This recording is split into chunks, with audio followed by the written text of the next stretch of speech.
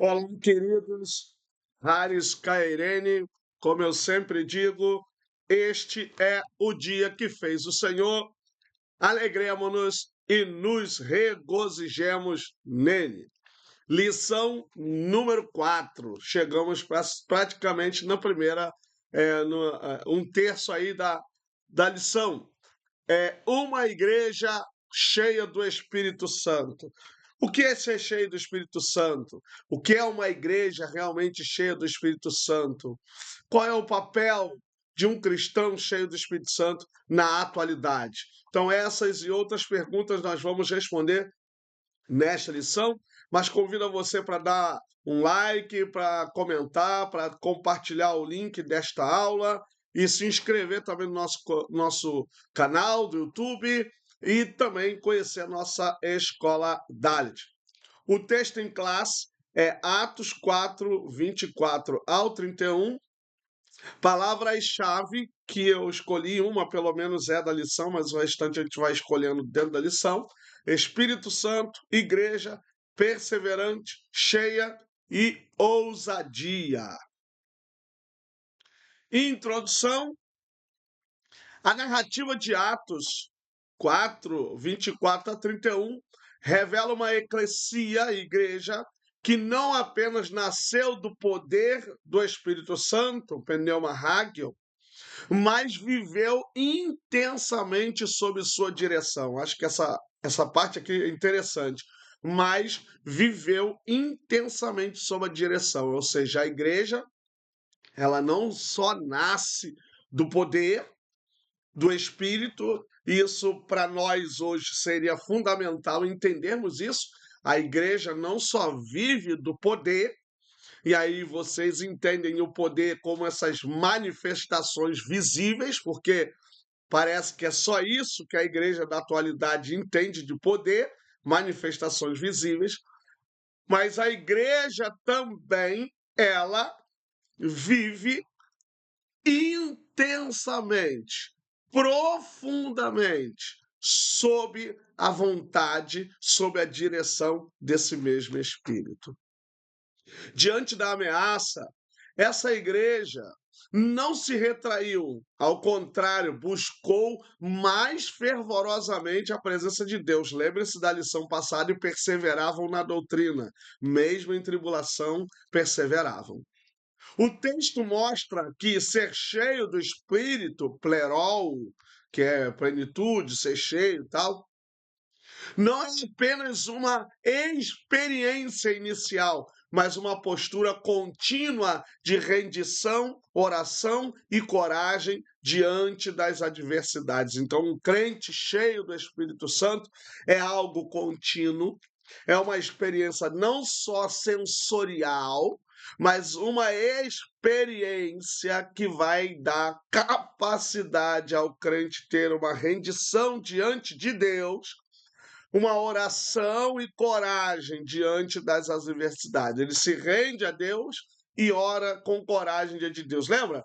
Resistir ao diabo, né? Sujeitai-vos a Deus, resistir ao diabo, ele fugirá de vós? Possivelmente. A ação divina em resposta à oração da igreja revela uma espiritualidade viva, fundamentada na palavra e comprometida com o testemunho. Gente, dois aspectos profundos dessa questão de ser cheio: comprometimento com a palavra e com o testemunho.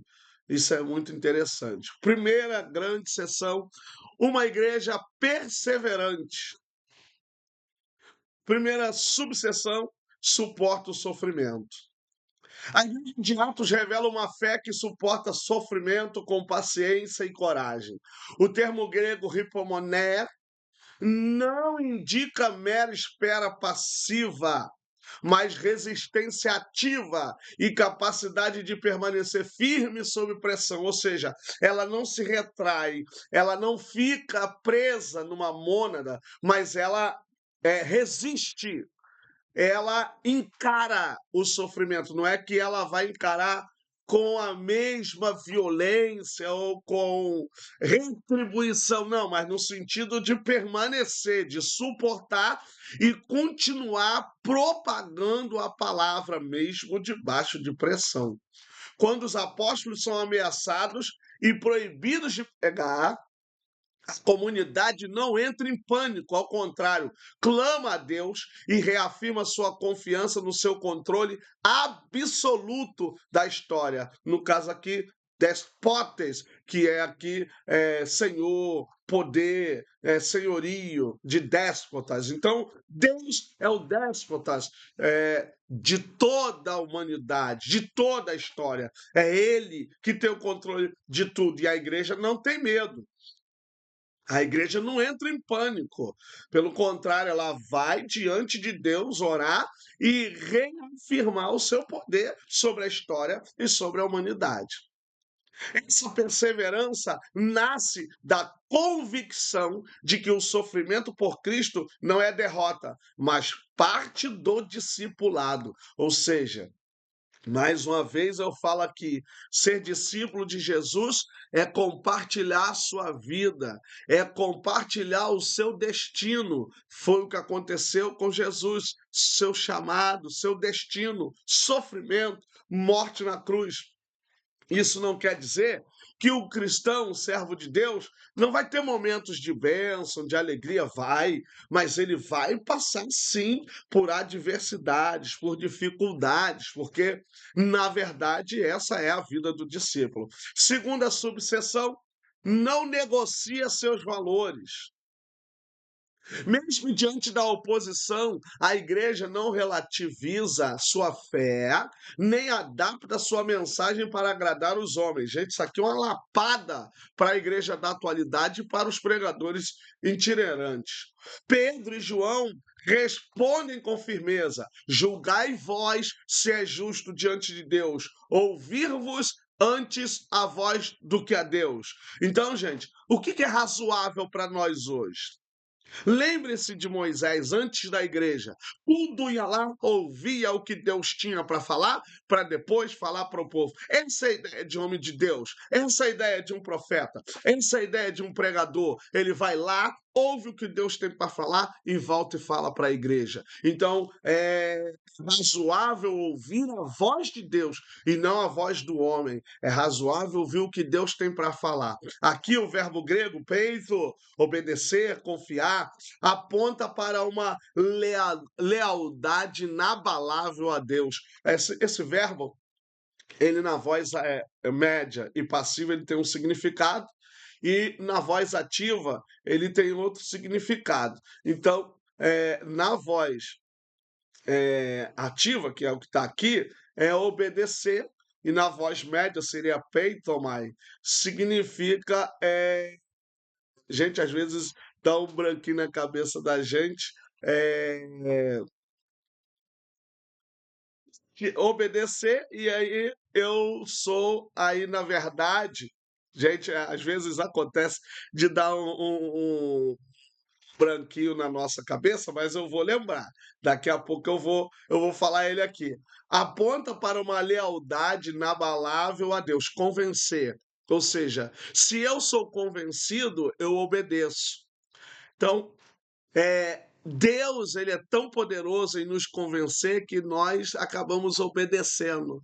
Porque convencer e obedecer estão dentro da mesma perspectiva, porque eu só obedeço porque eu fui convencido. É isso que significa o verbo na voz médio-passiva, que você ser convencido. Porque ser convencido é sempre ser convencido por alguém, a ação é sempre de fora, ou por alguém ou por alguma coisa. Então, quando Deus me convence, eu obedeço, porque a obediência está a partir do convencimento. É algo que alguém faz ou fala que te convence, você vai e faz. A igreja perseverante é fiel aos valores do reino, mesmo quando isso a coloca em rota de colisão com o mundo. Ela entende que o evangelho é verdade absoluta e não um discurso negociável. Lembrem-se quando João Batista, no capítulo 11 de Mateus, capítulo 11, do 7 em diante, Jesus pergunta para a multidão: o que que vocês foram observar no deserto? Uma cana sacudida pelo vento? Aí a resposta é não. Por quê? Porque a cana sacudida pelo vento significa que a cana ela é levada para lá e para cá, ela é flexível. Ou seja, João Batista era inflexível. Ele não se deixava vender, ele não negociava a sua mensagem. Ele pregava mesmo. Herodes, seu adúltero, devolve a mulher do seu irmão. Ele pregava mesmo, arrependei-vos. Ele pregava, quem ensinou vocês a fugir da ira futura? Ele pregava raça de víbora, ele pregava e não era maleável. Nós não podemos negociar a nossa pregação, não podemos negociar a nossa fé. Ser cristão, pregar contra o pecado, realmente é confrontar o pecado. E nem todo mundo, ou praticamente ninguém, e posso ser sincero, nem na igreja as pessoas querem ser confrontadas em seus pecados. Elas querem palavra de autoajuda. Reparem, gente, reparem no Instagram das pessoas, quem prega aí e quem ensina realmente. A diferença de seguidores é muito grande. Então, a gente percebe que hoje o entretenimento é maior, é melhor. Então, você vê homens e mulheres propagandistas, são pregadores, anunciam, mas fazem propagandas de loja, de marcas, de tudo mais, quando na verdade o pregador deveria ter uma vida quase monástica, né? Uma vida de reclusão, uma vida de silêncio, sem muita aparição, só aparecer mesmo quando fosse pregar a palavra do Senhor. Mas, lamentavelmente, o que nós estamos vivendo, diferentemente do que a Bíblia, do que nós estamos falando nessa lição, acontecia. Terceira subseção da primeira grande sessão. Está convicta de sua fé. A convicção espiritual da igreja está fundamentada na pistis, que significa fé, esperança, confiança, fidelidade. Que na Bíblia não é apenas crença intelectual, mas fidelidade existencial. É algo, gente, que está muito ligado não só a ter uma fidelidade, mas praticar essa fidelidade, viver existencialmente, ter experiência de fidelidade. Essa fé se manifesta em ações, tá vendo? Então a própria palavra, por isso que não tem contradição entre Paulo e Tiago, porque a fé já ela tem que ter ação, ela tem que ter obras. Oram juntos, continuam pregando e reafirmam a soberania divina com base nas Escrituras. Eles sabem em quem creram. E nós precisamos saber em quem nós cremos. Não adianta apenas ser chamado, tem que conhecer quem nos chamou. Nós precisamos conhecer quem nos chamou. E não se deixam abalar pelas circunstâncias. As pessoas hoje se afastam, se desviam com muita facilidade. A perseverança nasce da confiança no plano redentor de Deus e na certeza de que ele é fiel para cumprir o que prometeu. Então, assim como o termo para nós também significa fidelidade, o termo para Deus é o mesmo, fidelidade. Ele é fiel. Jeremias, o que tu vês? Eu vejo uma vara de amendoeiro. O Senhor disse: viste bem, Jeremias, porque eu zelo para cumprir com a minha palavra. Irmãos, ainda que sejamos infiéis, Deus permanece fiel. Não é a minha infidelidade que mudará a fidelidade de Deus. Não, ele continua sendo fiel, ele permanece fiel. A igreja precisa ser fiel à propagação da sua palavra. A igreja precisa ser fiel na comunhão com Deus, que é a partir da oração, que é a partir do jejum, que é a partir da integral confiança ou da total confiança em Deus, sem olhar para as circunstâncias e para as adversidades. Segunda grande sessão, uma igreja que ora com poder. Orando com propósito. A oração, registrada em Atos 4, 24 a 30, mostra que a igreja não orava por rotina, mas com clareza e propósito. eles reconhecem Deus como despotas soberano, o Criador de tudo, e citam passagens do Antigo Testamento como base da oração. Lembrando, gente, não é errado você orar falando os salmos, é maravilhoso você orar e falar do Senhor ou para o Senhor. Até você usar termos como força de expressão, lembra-te, Senhor, que o Salmo também fala isso, né? Que tu falaste comigo assim. Ele não esquece, mas isso não é uma. É até um soar poético, né? Lembra-te, Senhor, do que me falaste, do que o Senhor me prometeste. Então sempre é bom porque aí vai demonstrando o propósito também, quando você ora, entregando aí a partir também dos textos do Antigo Testamento. Isso revela que a oração eficaz é fundamentada na teologia. Sua mensagem de oração para Deus é uma oração que tem um teor teológico, mesmo que você não tenha nunca feito um curso, mas você, sem tal conhecimento, você teologa com Deus a partir da oração com textos do Antigo Testamento e até do Novo Testamento. Eles usaram o Antigo Testamento porque eles não tinham ainda o Novo Testamento, mas nós temos tanto o Antigo Testamento como o Novo Testamento, e nós podemos usar os dois testamentos. Não pedem vingança nem livramento, mas ousadia. A palavra é parecia, para continuar a missão. Uma igreja cheia do Espírito Santo ora com consciência do seu papel e confiante no Deus que age. Gente, primeiro que se a gente ficar orando pedindo vingança, isso é uma oração contrária, né? Então é orar ao Senhor, pedindo a Deus ousadia para continuar, mesmo em meio à perseguição, mesmo que a pessoa não pare de perseguir, ore para que Deus te dê ousadia para você continuar fazendo a obra e deixe Deus agir. Confie no papel de que Deus vai agir. Confie inteiramente que Deus vai fazer, porque Deus é poderoso. Ele há de fazer, ele é poderoso. Então, ore sempre e sempre falando com o Senhor a partir da palavra. Segunda subseção, orando em unidade. O termo grego rotimadon, unanimemente, aparece repetidamente em Atos para descrever a harmonia da igreja primitiva. Eles perseveravam na doutrina, gente. Eles tinham essa unidade, né? Então, essa unidade não era apenas social, mas espiritual, fruto da presença do Espírito Santo entre eles. Quando uma igreja é cheia do Espírito Santo, ela não tem divisão, ela não tem racha, ela é unânime, ela persevera, ela busca o Senhor com o mesmo propósito, com o mesmo significado. A oração unida tem poder porque revela um corpo em concordância com o céu. Ela tem propósito único. A igreja está sempre ali unida em oração. A unidade na oração fortalece a comunhão e alinha os desejos humanos com os desígnios divinos, porque tem dois, tem três, tem mais pessoas orando ao Senhor com o mesmo propósito, alinhando seus pensamentos, seus desejos com os próprios desígnios de Deus, porque nós estamos falando de igreja na sua completude. Nós temos os nossos propósitos individuais, mas os nossos propósitos individuais não podem ser superior ao propósito da unidade da igreja.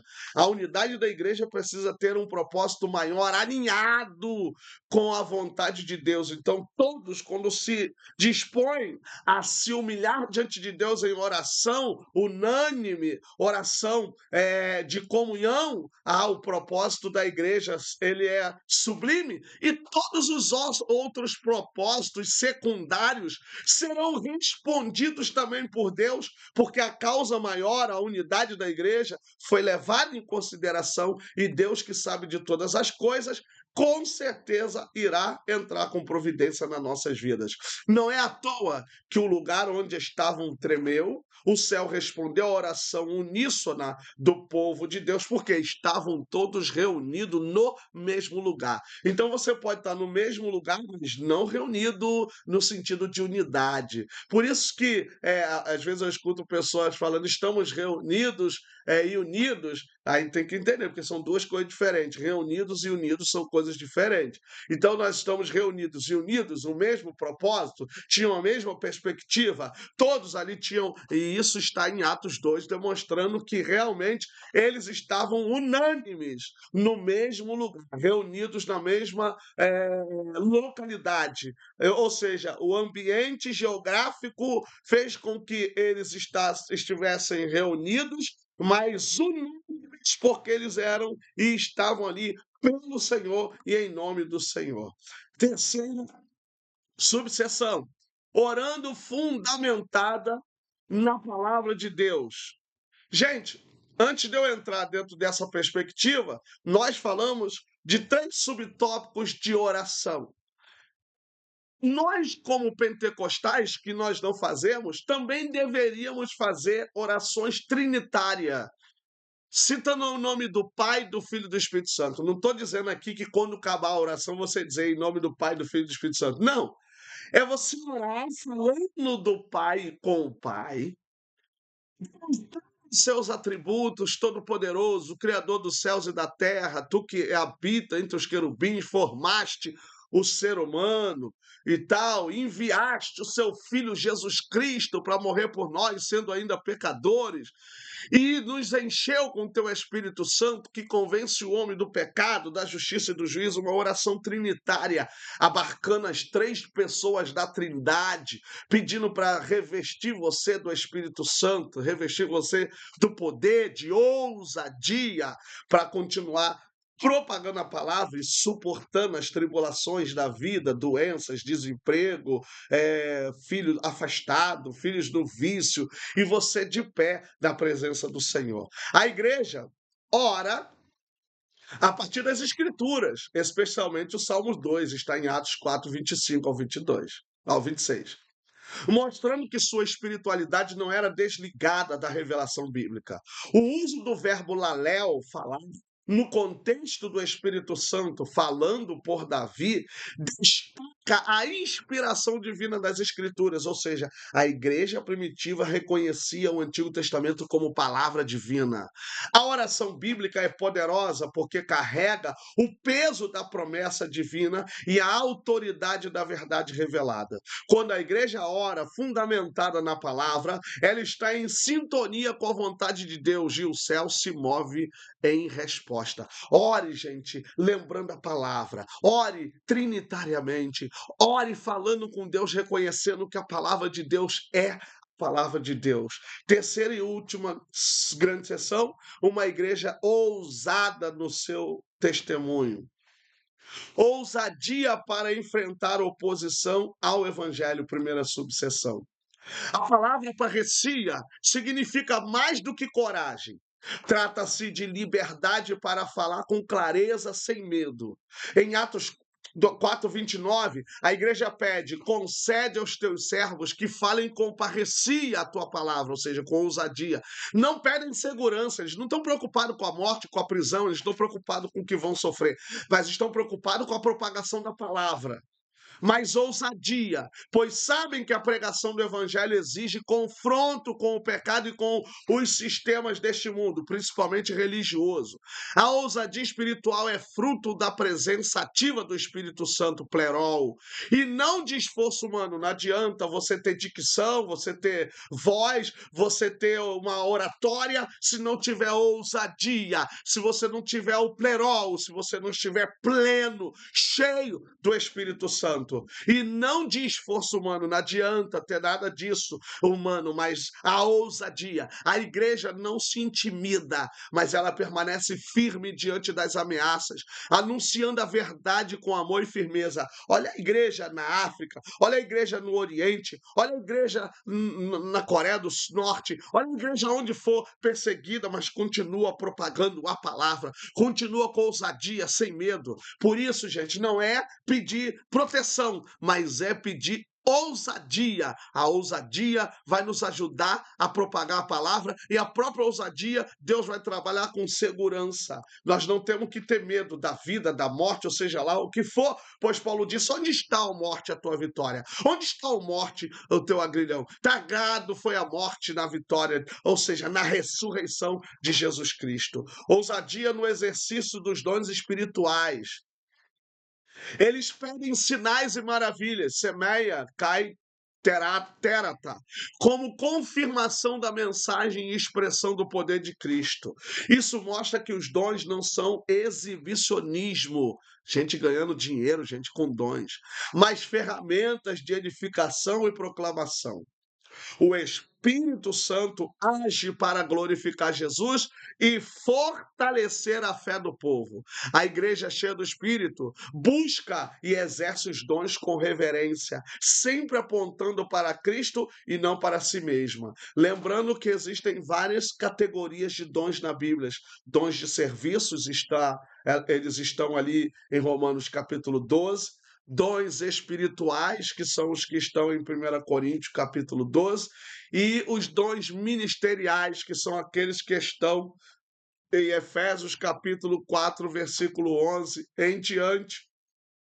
E a partir desses, vocês também têm outros dons que estão espalhados no Novo Testamento, que nós precisamos identificar a partir da nossa leitura. Esses dons são para o aperfeiçoamento da igreja, para a edificação da igreja, para a organização da igreja, e não podem ser realizados para o seu bel prazer, para o seu benefício próprio, igual aquele camarada. Quanto vocês querem para me vender isso aí? E aí os apóstolos, que teu dinheiro fique para você e para sua perdição.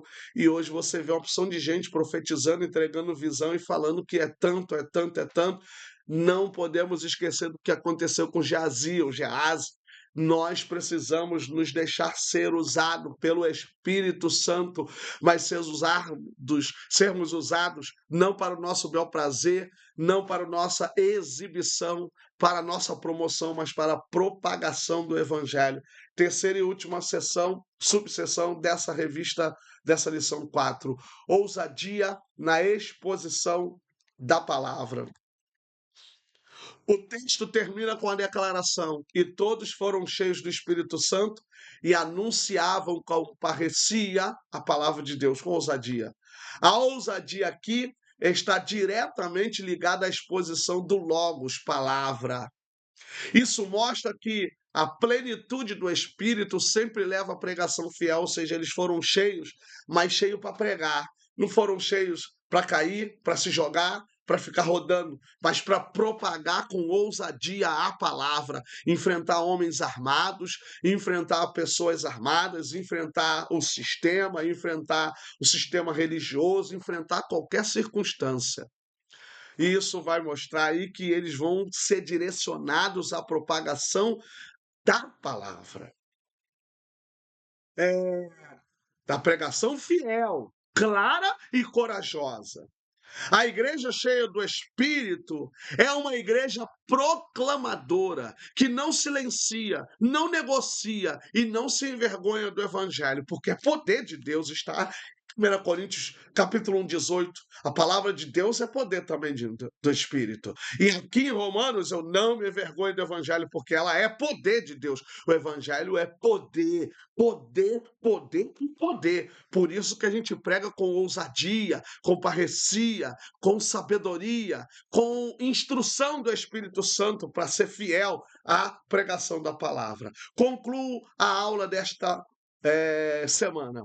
A Igreja de Atos nos inspira a buscar uma espiritualidade plena, marcada por perseverança, ripomoné, oração poderosa, unidade, romotimadon, e ousadia, parresia, ser cheio do Espírito Santo, plerol. Não é apenas ter experiências emocionais, mas viver uma vida rendida a Cristo, fundamentada na palavra e ativa na missão. Que também sejamos essa igreja cheia do Espírito, firme na fé e corajosa no testemunho. A igreja precisa ter essa capacidade de ter perseverança, de viver com unidade, de ter uma vida de oração, de ter uma vida de ousadia, ser ousada, entrar aonde ninguém entra, sentir cheiros que ninguém suporta sentir, tocar em pessoas que ninguém quer tocar. A igreja precisa ser assim.